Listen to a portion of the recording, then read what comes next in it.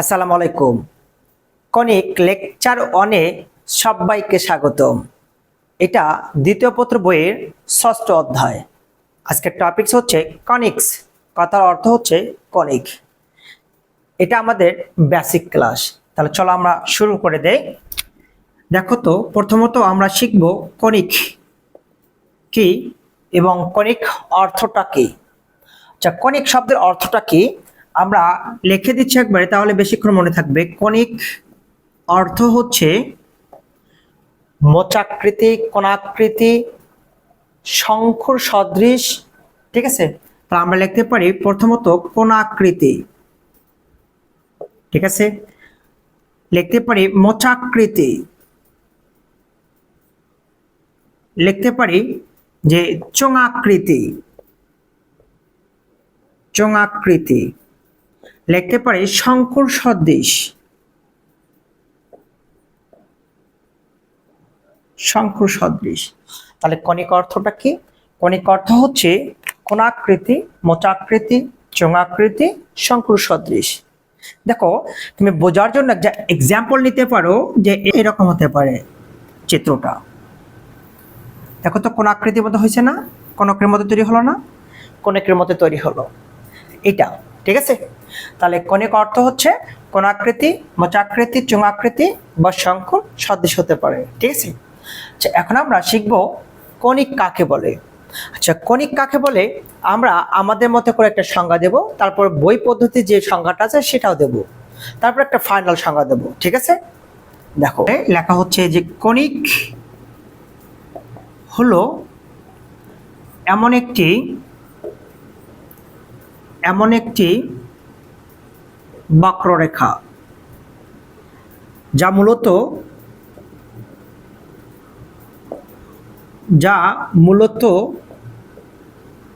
কোণ থেকে উৎপন্ন হয়, কোণ থেকে উৎপন্ন বা সৃষ্টি হয়, ঠিক আছে, সৃষ্টি হয়। আচ্ছা, কনিক হচ্ছে এমন একটি বক্ররেখা যা মূলত কোণ থেকে সৃষ্টি হয়। দেখো তো, এই সংজ্ঞা থেকে কিন্তু আমরা খুবই স্বাভাবিক একটা উপলব্ধি কিছু করতে পারলাম না, তাই না? তাহলে মূলত কনিক হচ্ছে এমন একটি বক্ররেখা যা মূলত কোণ থেকে উৎপন্ন হয়, যেটা আমাদের মতো করে একটা সংজ্ঞা দিলাম। কিন্তু এই সংজ্ঞা থেকে তুমি কতটুকু উপলব্ধি করতে পারছো? আচ্ছা, আমরা কিন্তু বিভিন্ন কেতাবধীন স্যারের অক্ষরপত্র এবং সিস্টেম বিভিন্ন বইয়ে দেওয়া আছে। দ্বিতীয়ত কনিকের সংজ্ঞাটা দেওয়া আছে এইরকম যে, দ্বিতীয় দেওয়া আছে, ধরো আমরা একটা স্থির বিন্দু নিলাম, একটা নির্দিষ্ট দূরত্ব নিলাম, একটা রেখা টানলাম। হ্যাঁ, এখান থেকে নির্দিষ্ট দূরত্বে একটা রেখা টানলাম। ধরো আমরা একটা অক্ষরেখা টানলাম, ঠিক আছে। ধরো এটার নাম দিলাম হচ্ছে এস, এটার নাম দিলাম পি, এটার নাম দিলাম হচ্ছে এম। ওকে, তাহলে কনিকের সংজ্ঞাটা হতে পারে এরকম যে কোনো সমতলে, ঠিক আছে, কোনো সমতলে, এটা একটা কিন্তু সমতল, একটি স্থির বিন্দু হতে, আমরা একটা স্থির বিন্দু নেওয়া হয়েছে, একটি স্থির বিন্দু হতে, ঠিক আছে, আমরা একটি স্থির বিন্দু হতে একটি নির্দিষ্ট চলমান রেখার মধ্যকার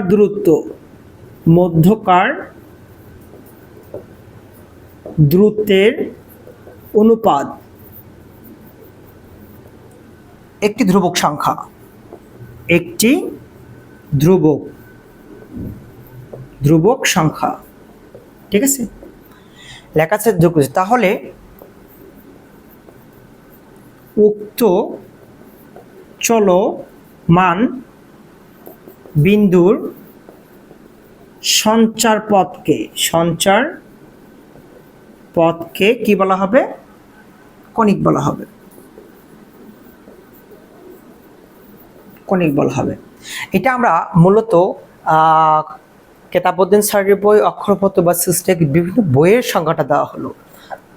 দেখো তো, কোন একটি সমতলে আমরা একটি সমতল আঁকানো হয়েছে মনে করো, একটি স্থির বিন্দু হতে স্থির একটা বিন্দু নেওয়া হয়েছে, হতে একটি নির্দিষ্ট রেখা চলমান, এই যে নির্দিষ্ট রেখার চলমান এটা দূরত্ব, ধরো আমরা এখান থেকে একটা বক্ররেখা টানতে পারি না, টানতেই পারি, আমরা একটা বক্ররেখা টানলাম, এই যে একটা রেখা দেওয়া আছে, এই রেখা দূরত্বের অনুপাত একটি কি বলছে যে ধ্রুবক সংখ্যা হতে হবে, ধ্রুবক হতে হবে, হ্যাঁ ধ্রুবক সংখ্যা হতে হবে। তাহলে উক্ত চলমান বিন্দুর সঞ্চার পথকে বলা হবে একটি হচ্ছে কনিক। ঠিক আছে, তাহলে এই কনিক হলো এমন একটি বক্ররেখা যা মূলত কোণ থেকে উৎপন্ন হয়। এটা আমরা প্রথমত একটা সংজ্ঞা দিয়েছি। সেকেন্ড সংখ্যাটা দেওয়া আছে কোন সমতলে একটি স্থির বিন্দু হতে একটা নির্দিষ্ট চলমান রেখার মধ্যকার দূরত্বের অনুপাত। এই যে একটা নির্দিষ্ট চলমান যে রেখা দেওয়া আছে, এটার যে দূরত্ব দেওয়া আছে তার অনুপাত হতে হবে একটি ধ্রুবক সংখ্যা। তাহলে উক্ত চলমান বিন্দুর এই যে চলমান এখানে যে চলছে এর সঞ্চার পথকে বলা হবে একটি কনিক, বা এটাকে কনিক বলা হবে। কারো কি অসুবিধা আছে? আচ্ছা, আমরা এই চিত্র থেকে এটা উপলব্ধি করতে পারি। দেখো তো এরকম লিখতে পারি না? তাহলে দেখো তো পি থেকে এস একটা দূরত্ব, পি থেকে এম যে দূরত্ব করছে তার অনুপাত বলছে, তাহলে আমরা এখানে সংজ্ঞানুসারে লিখতে পারি, সংজ্ঞানুসারে কি লিখতে পারি, P S by P M equal to ধ্রুবক সংখ্যা, ধ্রুবক সংখ্যা লিখতে পারি না? সংখ্যা লিখলাম আমরা, ওকে। তাহলে এখন দেখো P S by P M, এই যে এই যে দূরত্বের অনুপাত, এটাকে আমি এই দ্বারা প্রকাশ করলাম। ইকে বলা হয় ইসেন্ট্রিসিটি, যার কথার অর্থ হচ্ছে উৎকেন্দ্রিকতা, ইসেন্ট্রিসিটি।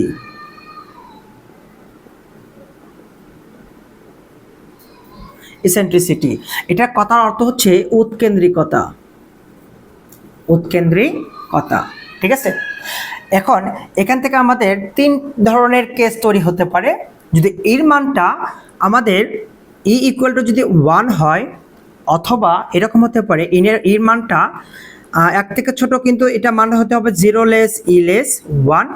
যদি এই ধরনের এইরকম মান আসে, যদি এর মানটা 1 থেকে বড় হয়, যদি এটা একটা কেস, এটা একটা কেস, এটা একটা কেস, ঠিক আছে, এই তিনটা কেস যদি নির্ধারণ করে, তবে উক্ত সঞ্চার পথকে বলা হবে একটি হচ্ছে কনিক বলা হবে। ঠিক আছে, আর একবার দেখো সংজ্ঞানুসারে আমরা দেখলাম পিএস ভাগ পিএম দূরত্বের অনুপাত বলছে। আচ্ছা, আমরা যদি অনুপাত টানতাম তাহলে পিএস অনুপাত পিএম হতো। অনুপাত মানে কি বোঝায়? পিএস বাই হচ্ছে পিএম বোঝায়। তাহলে অনুপাত মানে ভাগ বোঝায়, এর মান বলছে ধ্রুব সংখ্যা। এই যে পিএস ভাগ পিএম এর দূরত্বটা আমরা মান ধরা হয়েছে ই, এই ইকে বলা হচ্ছে ইসেন্ট্রিসিটি, যার কথার অর্থ হচ্ছে উৎকেন্দ্রিকতা। যদি এর কেস আমরা তিন ধরনের পাই, এর মানটা যদি 1 সমান হয়, 0 থেকে বড়, 1 থেকে ছোট, অথবা 1 বড় হয়, তবে এই ধরনের যদি কেস নির্ধারণ হয়, তবে উক্ত সঞ্চার পথকে বলা হবে একটা হচ্ছে কনিক। এইটুকু বুঝতে কারো অসুবিধা আছে? পাবে না? আচ্ছা, এখন আমরা একটু চিত্রের মাধ্যমে কনিকটা একটু শিখে নিই, হ্যাঁ, তাহলে বেশি বেটার হবে। আচ্ছা, চিত্র করার আগে তোমাকে কনিকের প্রকারভেদ একটু জানতে হবে। আমরা কনিকের প্রকারভেদ প্রথমে একটু জানে নেব। কনিক, আচ্ছা, কনিক প্রধানত বা মূলত 3 ধরনের। প্রথমটা হচ্ছে পরাবৃত্ত, সেকেন্ডটা হচ্ছে উপবৃত্ত, ঠিক আছে, তৃতীয়টা হচ্ছে অধিবৃত্ত, অধিবৃত্ত। তার পরাবৃত্ত হচ্ছে কনিক হচ্ছে 3 প্রকার, 1 পরাবৃত্ত, উপবৃত্ত, অধিবৃত্ত। ঠিক আছে, আচ্ছা, আমরা কিন্তু প্রথমত পরাবৃত্ত সম্পর্কে আলোচনা করব। ঠিক আছে, আমরা প্রথমত পরাবৃত্ত সম্পর্কে আলোচনা করব। ঠিক আছে, আচ্ছা, পরাবৃত্ত আলোচনা করার পূর্বে আমরা একটু চিত্রগুলো একটু দেখে আসি। কনিক মূলত হচ্ছে 3 প্রকার, পরাবৃত্ত, উপবৃত্ত, অধিবৃত্ত, এটা একটু মনে রাখবা। ঠিক আছে, আচ্ছা, এখন দেখো চিত্রে আসো একটু। আমরা একটা কোণক টানলাম,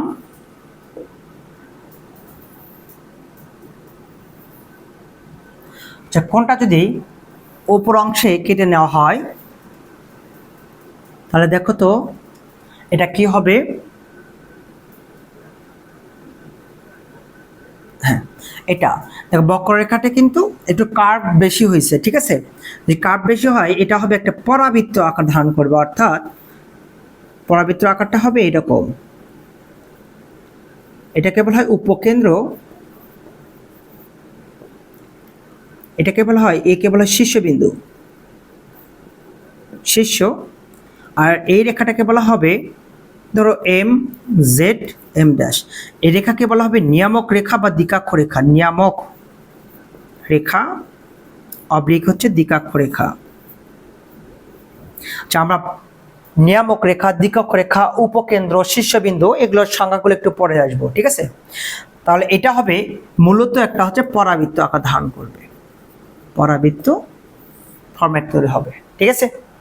যদি সেকেন্ড চিত্রে তুমি আসো,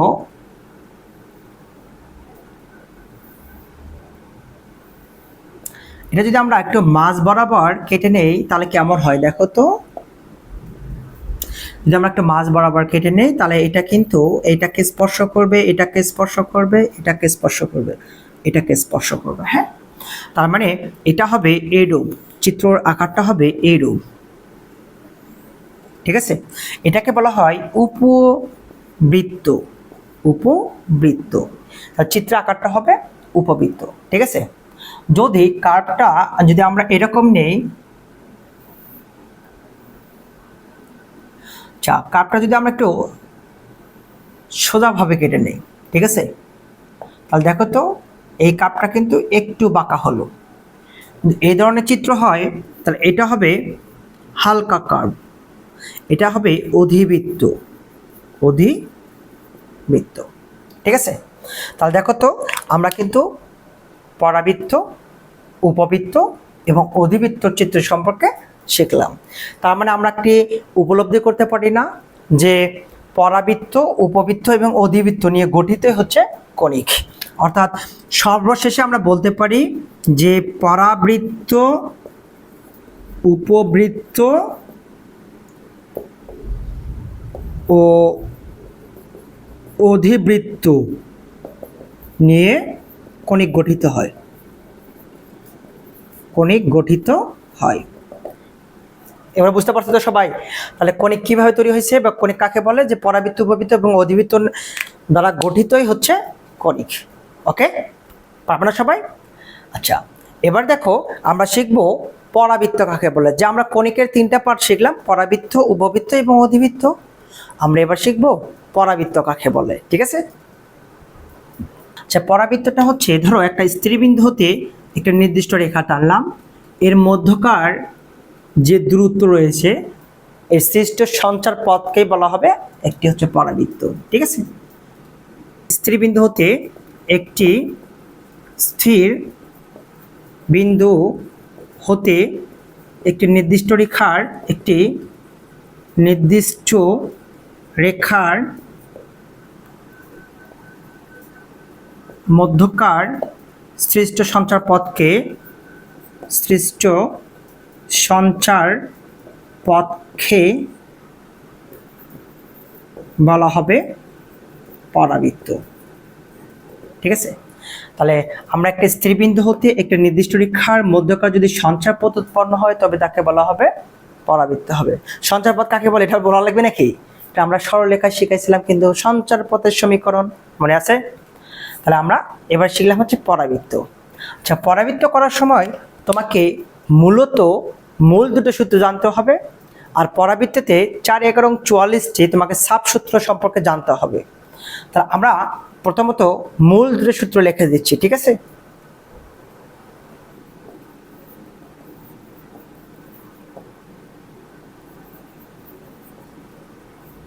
সূত্র সমূহ দেখো, নাম্বার 1। আচ্ছা, 1 নাম্বার সূত্রটা হচ্ছে পরাবৃত্তের সাধারণ সমীকরণ। পরাবৃত্তের সাধারণ সমীকরণ, সাধারণ সমীকরণ। সমীকরণ এখানে হচ্ছে দুটি। যদি y এর উপর বর্গ দেওয়া থাকে y minus beta square 4a into x minus alpha হবে, অথবা যদি x এর উপর বর্গ দেওয়া থাকে x minus alpha square 4a into y minus beta হবে। পরাবৃত্তের সাধারণ সমীকরণ সূত্র হচ্ছে y minus beta square 4 into x minus alpha হবে, x minus alpha square 4 into y minus beta হবে। নাম্বার 2 আছে পরাবৃত্তের আদর্শ সমীকরণ। পরাবৃত্তের আদর্শ সমীকরণ, আদর্শ সমীকরণ। আচ্ছা, এই ক্ষেত্রে যদি y এর উপর বর্গ দেওয়া থাকে তাহলে y স্কয়ার সমান 4ax হবে, অথবা যদি এক্স এর উপর বর্গ দেওয়া থাকে 4ay হবে। এখন তুমি কোশ্চেন করতে পারো sir y minus beta square কেন লিখলেন, ওয়াই স্কোয়ার সমান 4x কেন লিখলেন, তাহলে আমরা কোন অঙ্ক কিভাবে কোন সূত্রে অ্যাপ্লাই করব এটা তোমার মাথায় আসতে পারে। হ্যাঁ, তোমাকে পরাবৃত্তের অঙ্ক করার সময় ফার্স্ট টাইম একটা সমীকরণ দেখে চিনতে হবে এটা সমীকরণটি কার সমীকরণ, পরাবৃত্ত, উপবৃত্ত না অধিবৃত্ত, তাই না? আচ্ছা, এখন লক্ষ্য রাখো পরাবৃত্তের মূল সূত্র এই দুটো সমীকরণ মূলত তুলনা করার ক্ষেত্রে ইউজ হবে। ঠিক আছে, এক্সাম্পল স্বরূপ থাকতে পারে, ধরো যেমন থাকতে পারে এক্স স্কোয়ার সমান, এটা প্রথম আছে না, হ্যাঁ, ওয়াই স্কোয়ার সমান 32x। এখানে থাকতে পারে যেমন ধরো x square equal to 16y। দেখো ওয়াইয়ের ওপর বর্গ যদি এক্স এর সহগ দেওয়া থাকে, এক্স এর ওপর বর্গ যদি ওয়াই এর সহগ দেওয়া থাকে, এই ক্ষেত্রে তুমি বুঝতে হবে যে অঙ্কটা আদর্শ সমীকরণে আছে। যদি ওয়াইয়ের ওপর অঙ্ক বর্গ দেওয়া থাকে তাহলে ওয়াই স্কোয়ার সমান 4x এই সূত্রের সাথে তুলনা করবে। যদি এক্স এর উপর বর্গ দেওয়া থাকে তাহলে কি করবা, এক্স স্কোয়ার সমান 4ay এই সমীকরণের সাথে তুলনা করবা। আচ্ছা, এই ধরনের অঙ্ক প্যাটার্ন ব্যতীত বাকি যা থাকবে সব হচ্ছে আদর্শ সমীকরণের সাথে। ধরো এক্সাম্পল স্বরূপ এরকম থাকতে পারে, দেখো তো y square plus 4y plus 2x plus 3 equal to 0। তোমরা এখন বলতে পারো তো এটা কার সমীকরণ, এটা একটা সমীকরণ, ধরো এটা একটা সমীকরণ, ধরো ধরো এটা আমি দিতে পারি যে এক্স স্কোয়ার সমান 49y। তাহলে তুমি বলো তো কোনটা কার সমীকরণ। দেখো এক্স এর উপর বর্গ ওয়াই সহগ দেওয়া আছে, তাহলে এটা কি হবে, আদর্শ। ওয়াই এর উপর স্কোয়ার 4y, আবার দেখো এক্স 3 ধ্রুব সংখ্যা অনেক কিছু আছে, তার মানে এই ধরনের প্যাটার্ন নাই, তার মানে এটা হবে কি সাধারণ। ঠিক আছে, তার মানে এটা হবে কি সাধারণ সমীকরণ। তার মানে তোমাকে এই সমীকরণটা একটু মনে রাখতে হবে, মুখস্থ রাখতে হবে। আমি এটার ব্যাখ্যা করে দিলাম না, ব্যাখ্যা করে দিয়ে সময়টা নষ্ট হবে শুধু। ঠিক আছে, আচ্ছা এর সাথে তোমাকে কয়েকটা সাব সূত্র পড়তে হবে। দেখো সাব সূত্রটা আমার এখানে বইয়ে, তুমি পরাবৃত্তের সমীকরণে যাবে 192 পেজ 196 পেজ। ঠিক আছে, পেজে যাবা, যাওয়ার পরে তুমি একটু লক্ষ্য রাখবা এই যে এখানে দেওয়া আছে, হ্যাঁ এখানে দেওয়া আছে এই যে সমীকরণ দেওয়া আছে, প্রথমটা দেওয়া আছে ওয়াই স্কোয়ার সমান 4x, এক্স স্কোয়ার সমান 4y, alpha minus beta square সমান 4 into x minus alpha, x minus alpha square সমান 4 ইন্টু ওয়াই মাইনাস বিটা। হ্যাঁ, যদি ওয়াই এর উপর বর্গ দেওয়া থাকে তাহলে আমাকে ফার্স্ট কলামের সূত্র ইউজ করতে হবে, যদি এক্স এর উপর বর্গ দেওয়া থাকে সেকেন্ড কলাম সূত্র ইউজ করতে হবে, Y minus beta square 4 into x minus alpha থাকলে third column, X minus alpha square সমান 4 ইন্টু ওয়াই মাইনাস থাকলে ওয়াই মাইনাস বিটা থাকলে ফোর্থ কলামের সূত্রটা ইউজ করতে হবে। অর্থাৎ এটা হবে মূল সূত্র। তুলনা করার পর আমাদের এই সাব সূত্রগুলো মনে রাখতে হবে, আমরা যখন অঙ্কে যাব তখন তুমি অটোমেটিক বুঝতে পারবা। ঠিক আছে, পারবে না? আচ্ছা দেখো, তাহলে আজকের বেসিক ক্লাসটা এই পর্যন্ত থাকবে। আগামী দিন থেকে সরাসরি বইয়ের অঙ্কতে চলে যাওয়া হবে। ধন্যবাদ সবাইকে, আসসালামু আলাইকুম।